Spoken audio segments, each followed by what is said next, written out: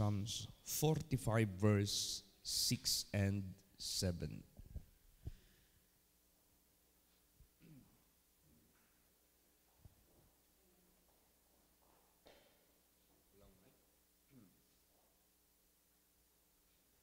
Praise the Lord. Thy throne, O God, is forever and forever. The scepter of thy kingdom is a right scepter. Thou lovest righteousness and hatest wickedness. Therefore God, thy God, has anointed thee with the oil of gladness above thy fellows. All right. So, unang-una, the throne of God is forever and ever. Ang kanyang trono. Trono that represents His sovereignty, His kingship, His lordship, His ownership, His being supreme, the creator, nandiyan na lahat. Thy throne, O God, is forever and ever.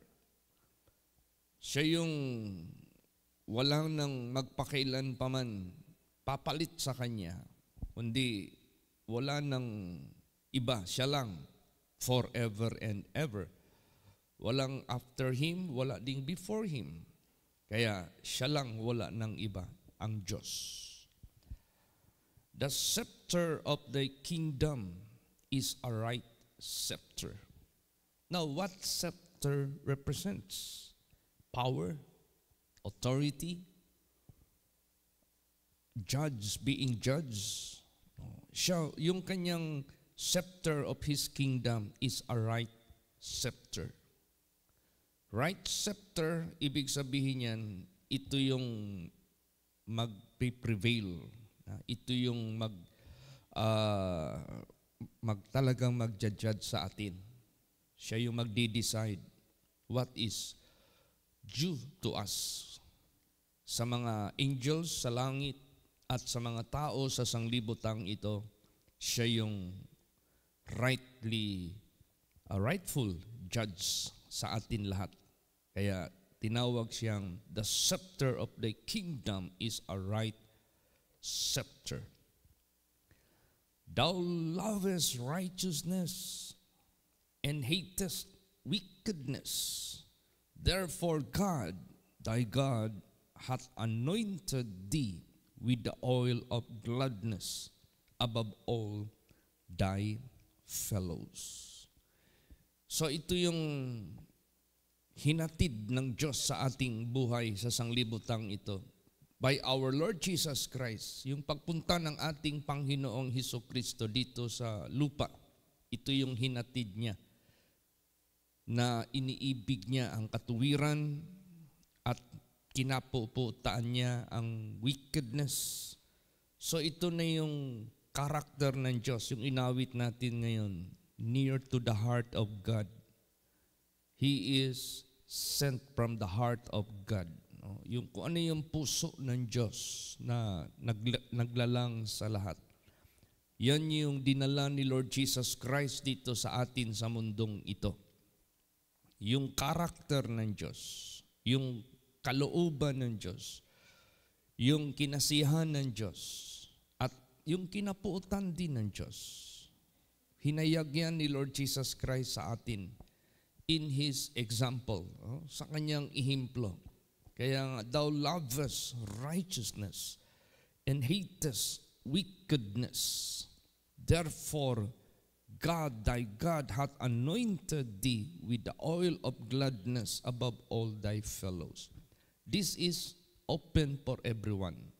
This is open for all people. Bukas ito sa lahat ng mga tao. If you love righteousness, if you hate wickedness, God, your God, will anoint you with the oil of gladness above all thy fellows. Kaya, ganun. Who are our fellows? Our fellow men.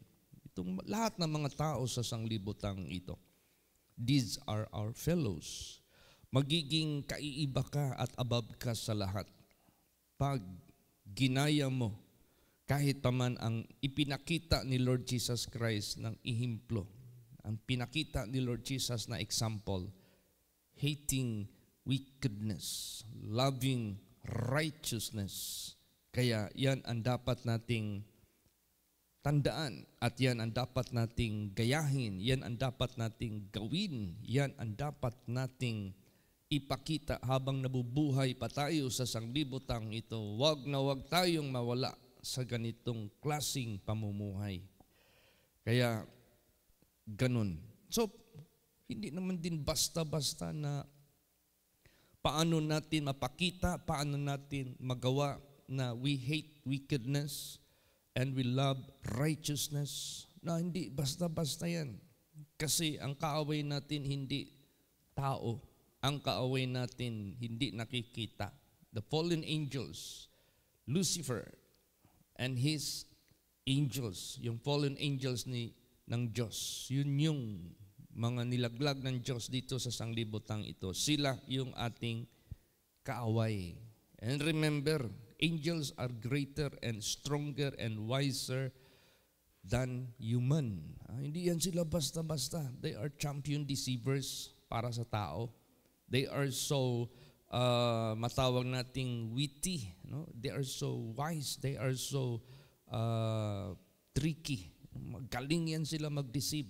Kaya kinakailangan talaga natin yung mas capable, mas stronger, mas wiser. At wala ng iba ang ating Panginoong Hesukristo. Praise the Lord. Yun yung nagdala sa atin dito ng heart of God. Hinatid niya sa atin yung puso ng Diyos. Kung ano yung pintig ng puso ng Diyos. How He loved righteousness. Yun ang hinatid ni Jesus Christ sa atin. Kung ano yung pintig ng puso ng Diyos. How He hates wickedness. Ganun din ang pinakita ni Lord Jesus. Tingnan mo. Out of all temptations na dumating sa buhay ni Lord Jesus Christ, none of them na kanyang pinalusot. All of them were being resisted. No? Lahat na resist niya because He hates wickedness. No? Ano yung wickedness? This is led by Satan. Alaala niyo yung after He was baptized, and He fasted 40 days and 40 nights. Alam ng dyablo, na gutom siya. Alam ng dyablo na talagang empty yung kanyang stomach. Kung paano, saan siya tinukso ng dyablo. Doon sa pagkain, turning the stone into bread. Hindi ito literal, hindi ito material bread. Hindi rin ito literal stone. Tayo na mga anak ng Diyos. After we are being baptized or sanctified or forgiven, nag-fasting na tayo. Fasting from sin, fasting from iniquity, fasting from all kind of matatawag nating sinful pleasures. Alam ni Satanas, gutom tayo sa bagay na yan. Alam ni Satanas, uhaw tayo sa mga bagay na yan. Alam ni Satanas, matagal na tayo hindi kumakain yan. So tutuksoin tayo ng dyablo. But if you hate wickedness, hindi ka matutukso diyan. Hindi ka mahuhulog diyan sa bitag ng masamang espiritu. You hate wickedness. So hindi mo na yan pwedeng balik-balikan. Hindi mo na yan pwedeng tangkilikin pa sa buhay mo. Ni hindi ka na pwede na madisip pa ng masamang espiritu dahil nakatatak na yung puso ng Diyos sa puso mo na hinatid ni Jesus Christ sa buhay natin lahat. Praise the Lord. Then secondly, he was asked by the devil by temptation to be in the pinnacle of the temple. Doon siya magtayo at tumalon siya. So, this is about pride of life. Sa buhay natin, kung hahagitin man, anong hahagitin? Kung hahamunin man yung pride natin, huwag tayong magpatukso nito. Huwag tayong magpadala nito. Kaya ang sabi ni Lord Jesus, thou shalt not tempt the Lord thy God. No, huwag mong tuksuin ang Panginoong mong Diyos. Because Satan, even he is fallen, rebelled against God, condemned by his God, he is still the God. The God is still his God. The Creator is still his Creator. Kaya sabi ni Jesus, thou shalt not tempt the Lord thy God. It is written. Praise the Lord. So hindi nagpatukso ang ating Panginoong Hesukristo sa pride of life na yan. We don't need it anymore. Hindi na natin kailangan yan because that was the fall of Lucifer. That was the fall of all people na makikita natin dito sa Biblia who walk in their pride. Nangapahamak silang lahat. O, kaya, ganun. So thirdly, ano ang na-resist niya na temptation? Ibibigay sa kanya yung glory ng syudad na yan, yung riches ng syudad na yan. Mag-bow down lang siya kay Satanas. So meaning to say, Satan can make you billionaire. Satan can make you trillionaire. Satan can make you most famous person in this world. Yung worldly glory. But Jesus resisted such offer. Anong sabi ni Lord Jesus Christ? Only worship the Lord thy God. Huwag mong i-worship ang mga material. Huwag mong i-worship ang mga temporal. Huwag mong i-worship ang lahat ng mga magti-take place sa Diyos. Huwag. There is only one God to be worshipped above all, and there is no above Him. So therefore, none of these things of this world that will be above Him to replace God. So lahat ng evil na tinukso ng diablo sa kanya, he hated them all by resisting. Praise the Lord. So, ganun din sa buhay natin. There are 3 things na tinutukso ng diablo sa buhay natin na nandito ngayon sa sanglibutang ito, which most of the people of the world are being deceived, are being under the so-called deception of Satan, under his snare, lahat na, napailalim na, slave na. Ano yun? Lust of the flesh, lust of the eyes, pride of life. Yan na ang nangyayari ngayon. Bakit yung gays, LGBT, pag sila ay merong show, pag sila ay merong parade, ang tawag dyan, pride. Parade. Tingnan mo. Sa pangalan na lang na pride. Ayaw nilang mag-humble under the rule of God. Ayaw nilang mag-humble under the righteousness of God. Ayaw nilang mag-humble under the holiness of God. Maglabas na sila. And they praise Lucifer.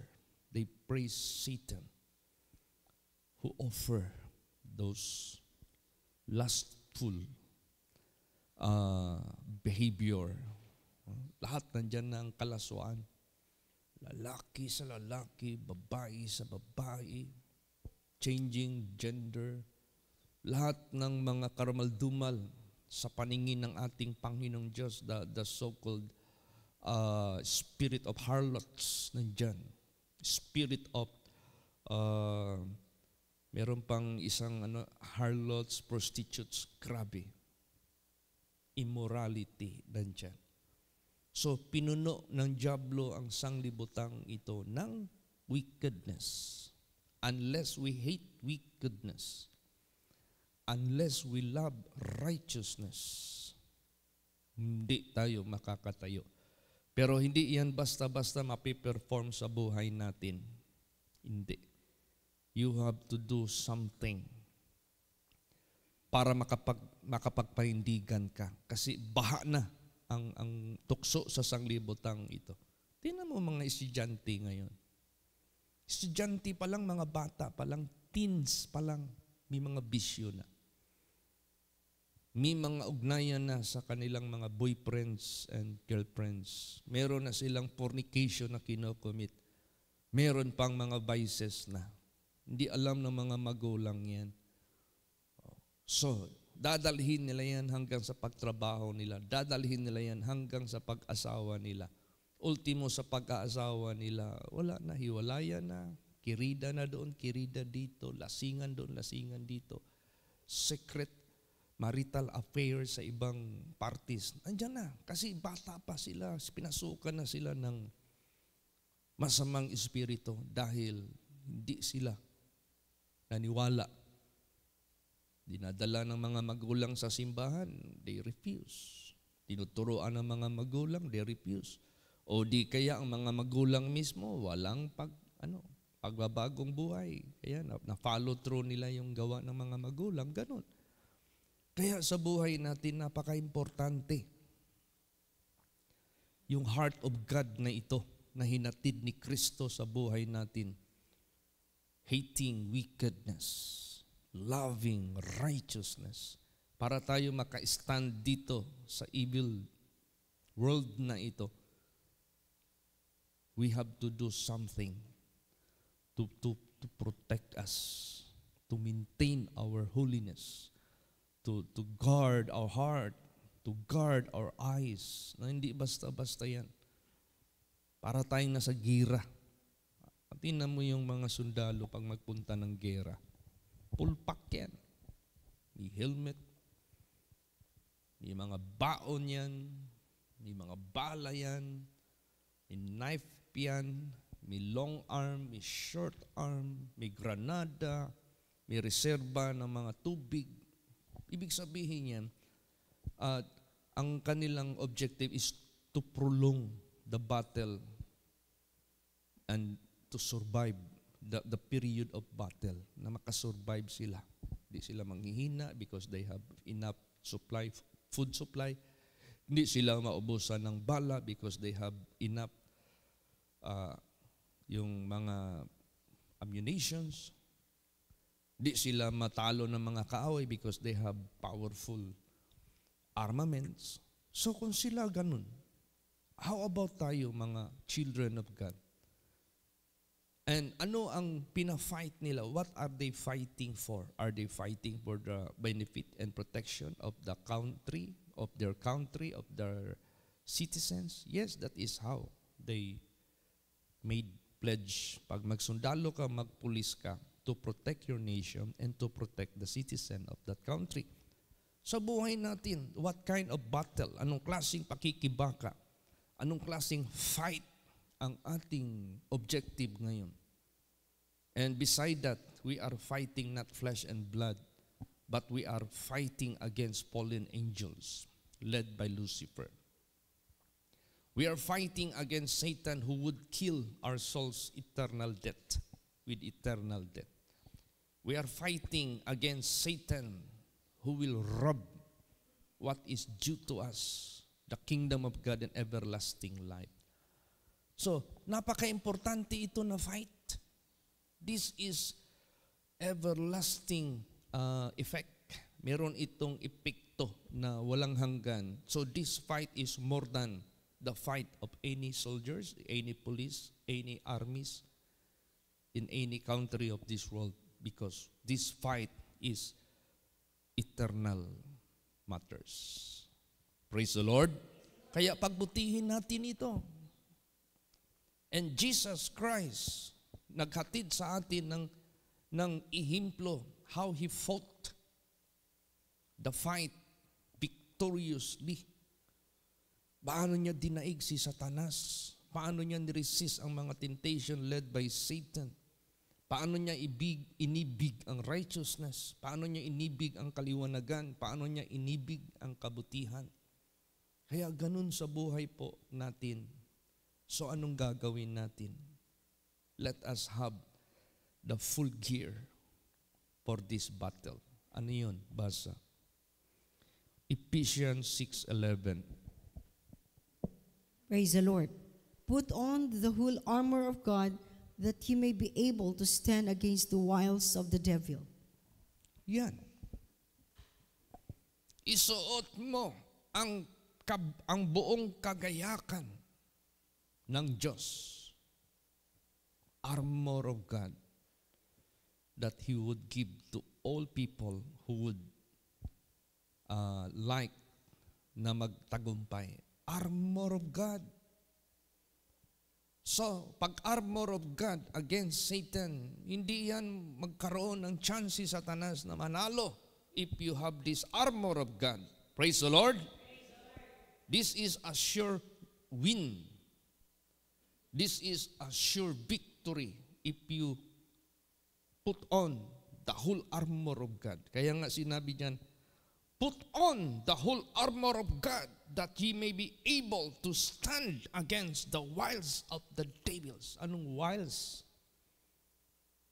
Yung kanyang trick, yung kanyang snare, yung kanyang deception, yung kanyang lies na magdideceive sa mga tao sa sanglibutang ito upang iligaw sila ng destinasyon.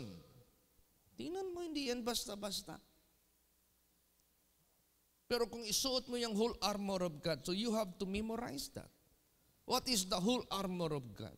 Una, breastplate of righteousness. You love righteousness. You hate evil. Loins of truth. Katotohanan ng Diyos. Huwag natin itong luwagan sa buhay natin. Ibigkis mo yan as sinturon. Shield of faith. Yan yung magsasangga sa lahat ng mga fiery darts. Yan yung magsasangga sa lahat ng mga flying arrows. Lahat ng mga deception ni Satanas, yung faith natin, sanggain niya lahat yan. Kasi yung strategy ni Satanas to cripple our relationship with Heavenly Father, to cripple our relationship, our good relationship, our obedience, our submission, our faithfulness to God. So paano i-cripple yan? Sirain yung faith natin sa Diyos so that wala na tayong respeto, wala na tayong takot, wala na tayong submission, wala na tayong pake sa Diyos. Yan ang gusto ni Satanas. So yun, yung shield of faith, kailangan natin yan. Praise the Lord. Then, helmet of salvation. Helmet of salvation. Bakit? Anytime may mangyari sa buhay natin, hindi natin alam. Tingnan mo yung nangyayari dyan sa accident. Pag may nangyaring accident, pag naka-helmet yung tao, at least mabagok man yung ulo niya, save pa rin yung life niya. Sa buhay natin spiritually, kung mamamatay man tayo physically, yung salvation, taglay na natin. Wala na tayong problemahin. We are safe and secured for eternal life. We are safe and secured for everlasting life. We shall never die anymore. Praise the Lord. Lagi natin yung isuot natin yan. Ilagay natin yan sa ulo. Ilagay natin yan sa utak natin.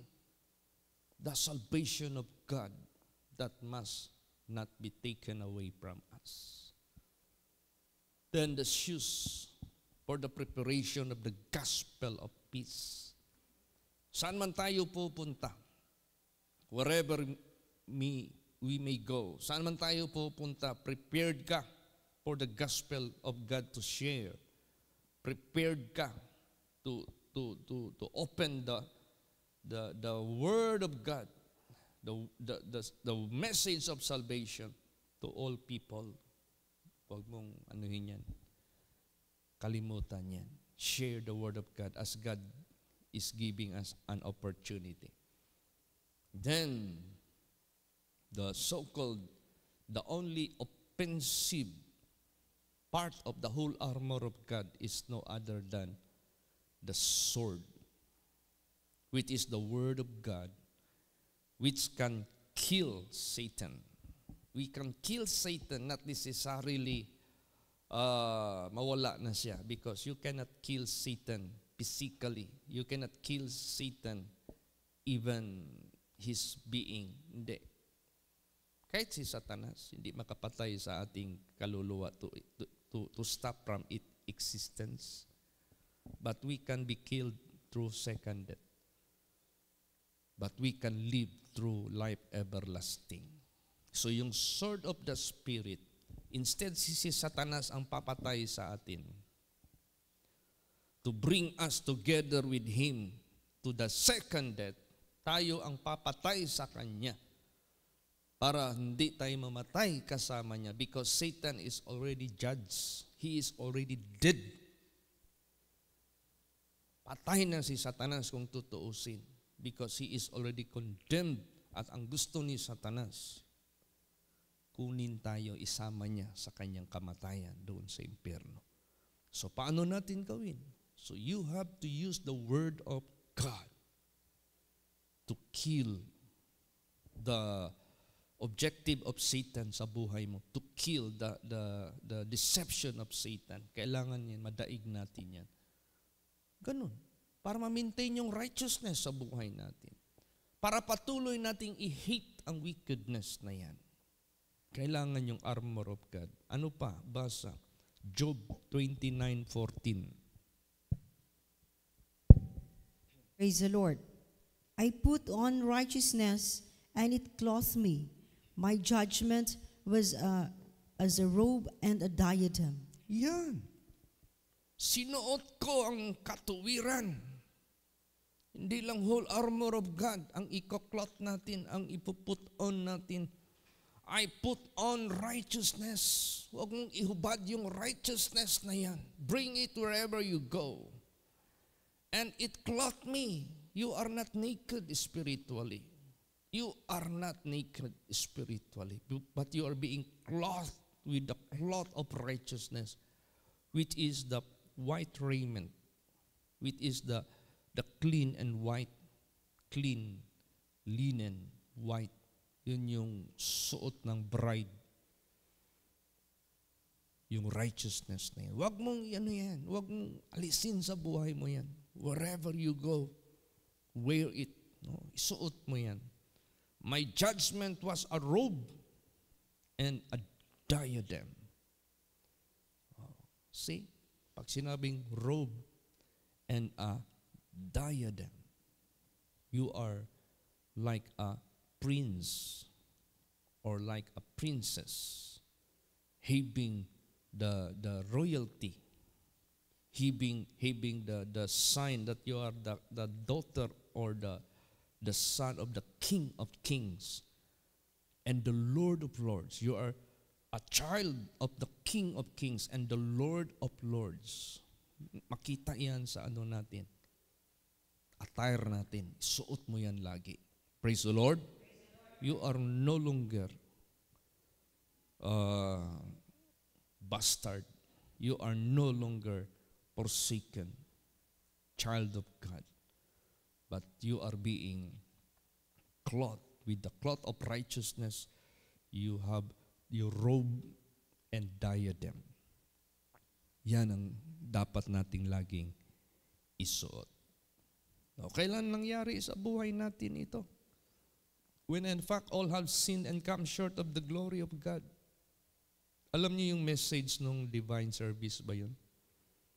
Yung dinescribe ng Diyos sa atin sa kanyang banal na salita, how the Israelites were liberated from the captivity of Egypt and they went through the Red Sea, and that is the baptism.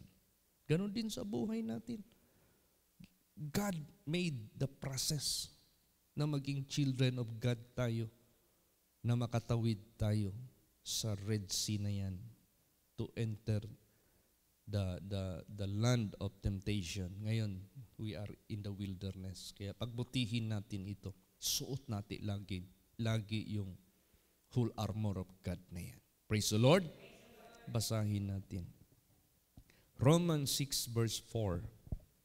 Praise the Lord. Therefore, we are buried with him by baptism into death, that like as Christ was raised up from the dead by the glory of the Father, even so we also should walk in newness of life. Yan. Nilibing na tayo sa baptism na ating dinanas diyan kay Kristo Jesus. Nilibing na tayo sa kanyang kamatayan. At tayo ay humaon, raised up from the dead by the glory of the Father. Ibig sabihin yan, pinatay lahat, nilibing lahat yung ating yung body of sin. Patay na yan. At ni-raise up tayo sa body which is glorified body, sanctified body, cleansed body, purified body by the glory of the Father. Imagine that. Sinuotan tayo ng kaluwalhatian ng ating Ama sa langit. Di basta-basta yan. That is how baptism made us pure as the glory of the Father. And we also should walk in the newness of life. No? May pagbabago sa buhay natin. We are no longer children of Satan, neither children of darkness. We are already children of God and the children of light. May pagbabago sa ating status. May pagbabago rin sa takbo ng buhay natin. May pagbabago rin sa takbo ng utak natin. May pagbabago rin sa pintig ng puso natin. Praise the Lord. E anong pagbabago? We are hating wickedness and we are loving righteousness. Yun yung na-change sa buhay natin. Kaya sa mga bagay na ito, lagi nating intindihin. Itong katawan natin, do not love this more than your inner man. Do not follow this more than your inner man, because this is just temporary. Time to time, tatanda tayo. Time to time, manghihina yung ating physical body. Pero yung inner man natin, yun ang dapat nating proteksyonan. Kasi hindi yan magpakailan pa man. Malileser kahit pa man ang kanyang. Dapat ito laging ma-strengthen. Basahin natin. 2 Corinthians 4:16. Praise the Lord. For which cause we faint not, but though our outward man perish, yet the inward man is renewed day by day. Yan. Ang gawin natin, we cannot avoid. We are going to the so-called old age. Tingnan mo si Moses nung natanda na siya. Di ba? Tingnan mo yung mga children of God when they so old already. What happened to them? They slept. Magpahinga na sila. Ganun ang tendency ng physical body natin.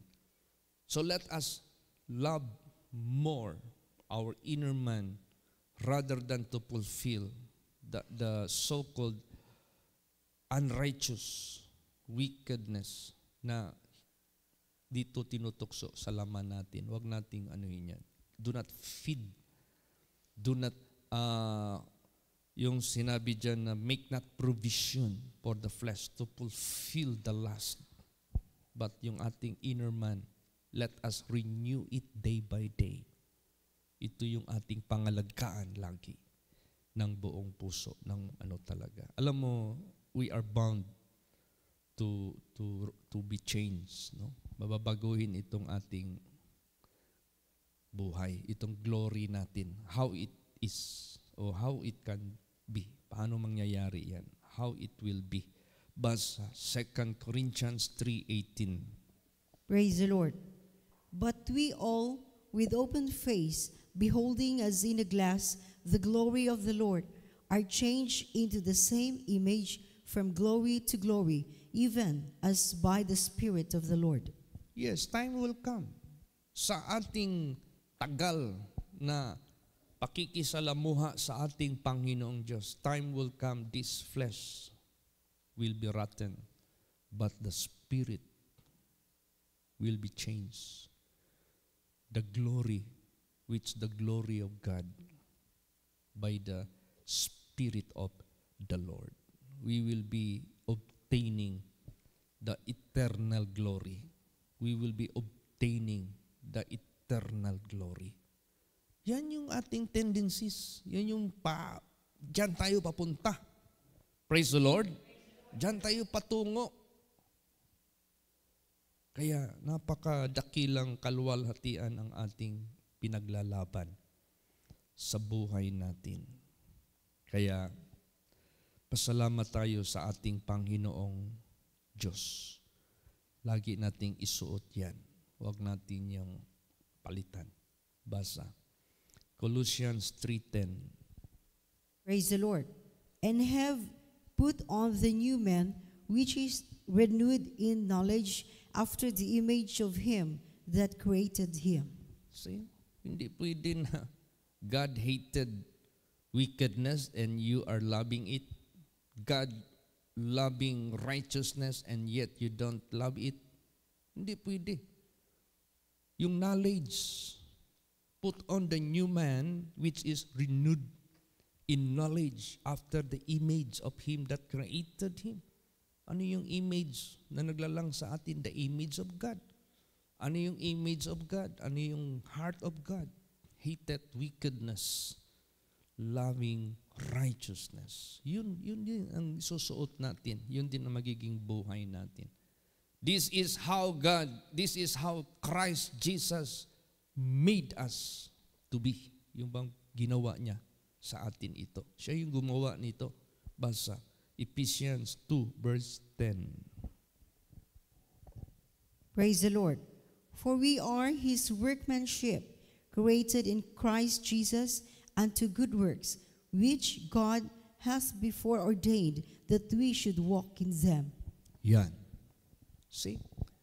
Yan na yung sinasabi, if you have done that which is good, you will be resurrected unto life everlasting. So, created tayo by Christ Jesus unto good work. So, wala nang evil work because we hate them. Good work na lang ang natili sa atin because we love them. Because we learn it from the heart of God. We learn it from the life of Jesus. We learn it from the example of Jesus Christ. Kaya itong word of God na ito, napaka-importante ito sa buhay. Ito yung magbago sa buhay natin. Ito yung mag-transform sa buhay natin. Basa. John 17:17. Praise the Lord. Sanctify them through thy truth. Thy word is truth. Yan. Napaka-importante. Masanctify ka talaga. Mata-transform ka from dirty to a clean one. Mababago ka talaga. From wicked to righteousness, from darkness to light, from worldly to holiness. Basa pa. John 15 verse 3. Praise the Lord. Now you are clean through the word which I have spoken unto you. See how important the word of God. Kaya ang ginawa ngayon ng dyablo ngayon sa sanglibutang ito, hindi na focus ang word of God ang mga tao sa simbahan. Saan na focus? Focus na doon sa mga performers. Focus na doon sa mga music band. Focus na doon sa sound effect. Focus na doon sa light effects. So they are there to enjoy it. They are there to dance with the music na inilagay ng dyablo sa mga simbahan ngayon in a camouflage. Anong camouflage? Kita kayo ng octopus. Kung ano yung environment ng kanyang tinitirahan, the same color yung kanyang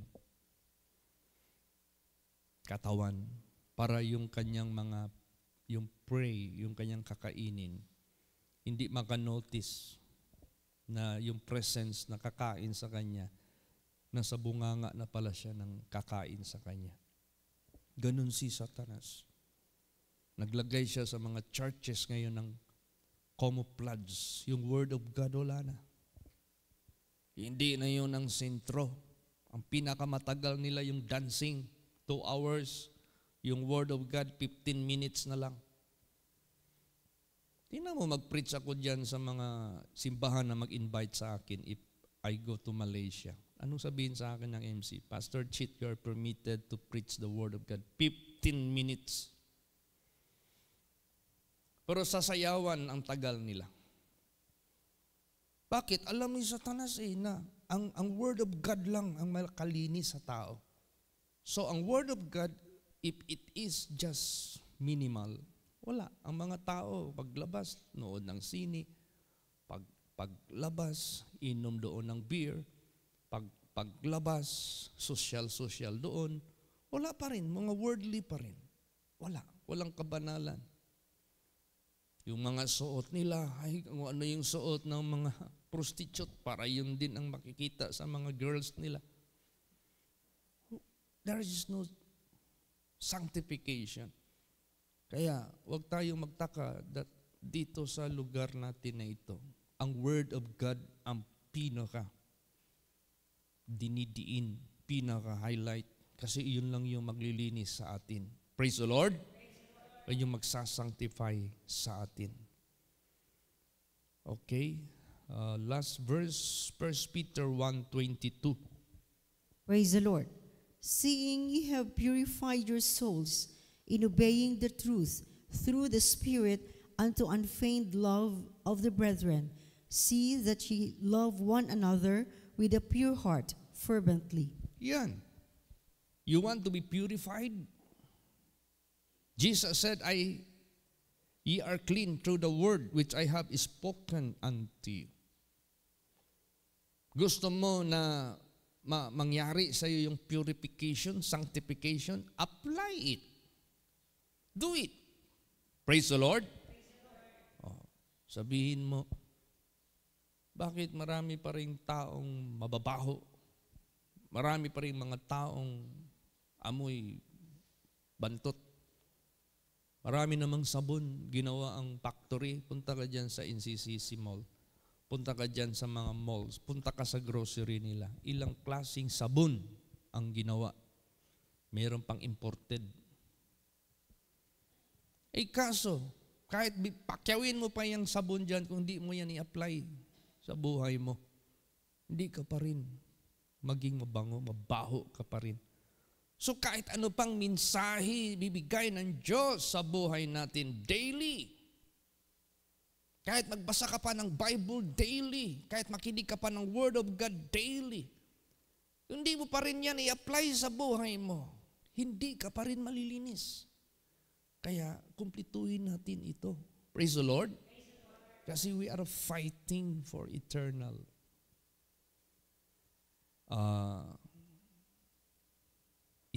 matters. Kaya kung matalo tayo sa fight na ito, we shall die eternally in hell. Pag manaig naman tayo sa fight na ito, we shall have eternal life in the kingdom of God. So, kailangan natin kumplituhin. Hear, read, and do the book which you have heard and which you have read. Yun ang pinaka-importante.